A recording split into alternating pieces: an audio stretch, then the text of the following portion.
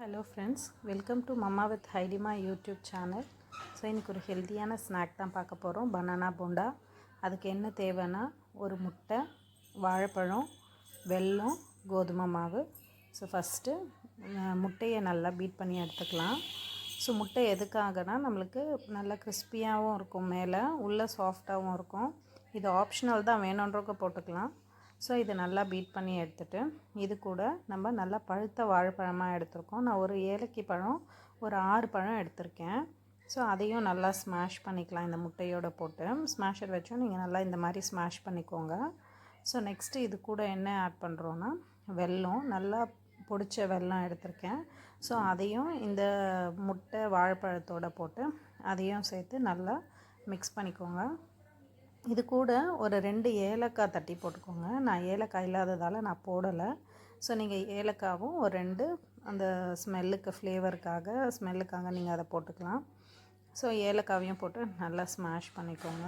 So இது நல்லா smash ஆனதும் அந்த வெல்லம்லாம் நல்லா கரைஞ்சி வரணும். ஸோ அந்த மாதிரி பண்ணிவிட்டு இது கூட கொஞ்சமாக ஒரு சால்ட் ஒரு பிஞ்ச் போட்டுக்கோங்க. அந்த ஸ்வீட் என்ஹான்ஸ் பண்ணுறதுக்காக ஒரு பிஞ்ச் ஆஃப் சால்ட்டு. ஸோ அதையும் நல்லா மிக்ஸ் பண்ணிவிட்டு இப்போது ஒரு பவுலில் நம்ம கோதுமை மாவு எடுத்துருக்கோம். ஸோ உங்களுக்கு மைதா வேணும்னாலும் நீங்கள் யூஸ் பண்ணிக்கலாம். நான் குழந்தைக்கு கொடுக்கறதுக்காக நான் கோதுமை மாவு தான் எடுத்திருக்கேன். ஸோ இதையும் அந்த மிக்சரில் போட்டு நல்லா மிக்ஸ் பண்ணிக்கோங்க.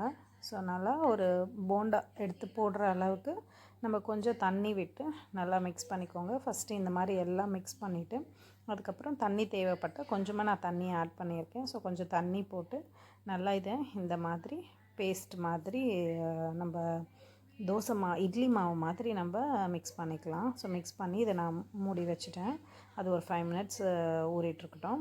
இந்த சைடில் ஒரு பேனில் ஆயில் விட்டு இதை ஹீட் பண்ணிக்கலாம். ஸோ ரொம்ப ஃபுல் ஃப்ளேமில் வைக்கக்கூடாது, ரொம்ப லோ ஃபுல் சிம்மில் வச்சு ஹீட் பண்ணிக்கோங்க. ஸோ ஏன்னா மாவு போட்ட உடனே கரிஞ்சிடும் இல்லையா, உள்ளே வேகாது, மேலே மட்டும் உங்களுக்கு ப்ரௌன் ஆகிடும். ஸோ ஸ்லோலியே வச்சு நீங்கள் இதை செய்யுங்க. ஸோ இப்போ நான் ஹீட் ஆகிடுச்சு ஆயிலு. ஸோ நெக்ஸ்ட்டு நான் எடுத்து இந்த போண்டா விட்டுக்கிறேன். கையை நினச்சிட்டு கொஞ்சமாக மாவு எடுத்து எண்ணெயில் போட்டு நம்ம பொரித்து எடுத்துக்கலாம். ஸோ இந்த மாதிரி கொஞ்சம் கொஞ்சமாக மாவு எடுத்து இந்த மாதிரி போட்டு நல்லா கோல்டன் ப்ரௌன் வர வரைக்கும் நம்ம அதை ஃப்ரை பண்ணி எடுத்துக்கலாம். ரொம்ப ஹை ஃப்ளேமில் இருந்தால் அது தீஞ்சிடும். ஸோ அதுக்காக தான் லோ ஃப்ளேமில் வைக்க சொல்லியிருக்கேன். ஸோ இந்த மாதிரி இருந்தால் கரெக்டாக இருக்கும் உங்களுக்கு. ஸோ இப்போ கொஞ்சம் மாவு நான் எடுத்து போட்டிருக்கேன். ஸோ இதை நல்லா திருப்பி விட்டுக்கோங்க. இப்போ இந்த மாதிரி லைட்டாக ப்ரௌன் ஆனதும் நம்ம திருப்பி விட்டுக்கலாம். இதை திருப்பி விட்டு நல்லா ஃப்ரை பண்ணி எடுத்துக்கலாம். ஸோ இப்போது நம்ம பனானா போண்டா ரெடி ஆகிட்டுருக்கு. ஐடிமா பக்கத்தில் பார்த்துட்டே இருக்கா எப்போ ரெடி ஆகும் அப்படின்னு. அவள் தான் கேமரா எடுத்துகிட்ருக்கா, வீடியோ அவள் தான் எடுத்துகிட்ருக்கா. ஸோ இப்போ இந்த மாதிரி ரெடி ஆகிடுச்சு. இதை நல்லா திருப்பி விட்டு நல்லா ஃப்ரை பண்ணிக்கோங்க. இப்போ நம்ம பனானா போண்டா ரெடி. ஸோ இது பசங்களுக்கு நல்லா ஹெல்த்தியாகவும் இருக்கும், நல்லா டேஸ்டியாகவும் இருக்கும், சாஃப்டாகவும் இருக்கும், மேலே லைட்டாக கிறிஸ்பியாகவும் இருக்கும். ஸோ இதை நீங்கள் ஸ்கூலுக்கும் கொடுத்து விடலாம். ஒரு ஸ்நாக்காக நம்ம ஃப்ரூட்ஸு நட்ஸ் அந்த மாதிரி கொடுக்குறோம் இல்லையா, அந்த மாதிரி இதையும் கொடுக்கலாம். So thank you. Subscribe for more video.